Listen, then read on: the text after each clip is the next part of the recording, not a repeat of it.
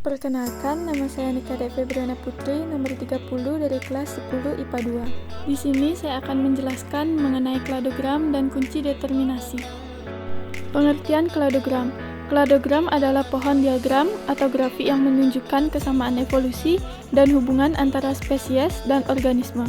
Kladogram dapat dianggap sebagai pohon evolusi.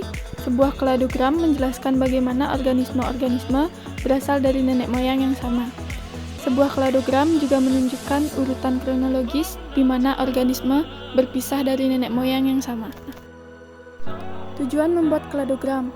Penyusunan kladogram ini bertujuan untuk membantu dalam menganalisis hubungan kekerabatan pada tumbuhan. Adapun takson yang digunakan dalam penyusunan kladogram ini adalah takson yang berasal dari Regnum Protocysta, Talophyta, dan Thrasophyta.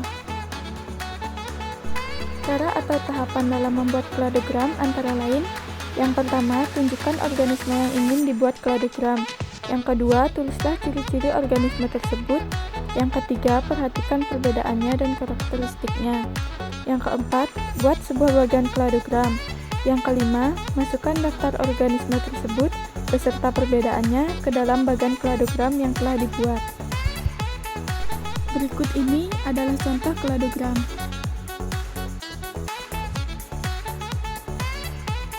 Yang selanjutnya adalah pengertian dari kunci determinasi.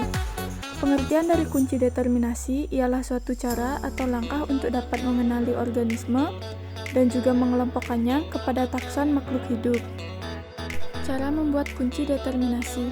Pertama, kunci determinasi ini harus dikotom atau berlawanan, sehingga pada satu bagian bisa diterima, sedangkan pada bagian yang lain bisa ditolak. Kedua, ciri yang mana akan dimasukkan mudah untuk diamati. Yang ketiga, deskripsi dari suatu karakter dengan istilah yang umum sehingga bisa untuk dimengerti orang. Keempat, memakai suatu kalimat dengan sesingkat mungkin.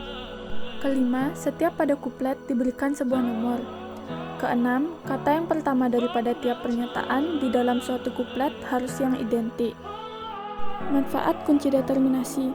Kunci determinasi ini digunakan untuk menentukan makhluk hidup ke dalam kelompok-kelompok berdasarkan kesamaan ciri. Sehingga dari mengenali ciri-ciri makhluk hidup, kita dapat mengelompokkan makhluk hidup tersebut sesuai identitasnya supaya dapat diklasifikasikan menurut takson secara benar. Dari kingdom, filum, divisi, ordo, kelas, dan lain-lain. Tujuan dari kunci determinasi adalah mengenali ciri-ciri makhluk hidup.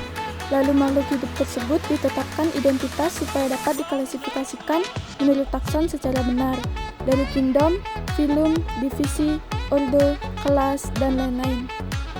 Sekian dari saya, atas perhatiannya saya ucapkan terima kasih.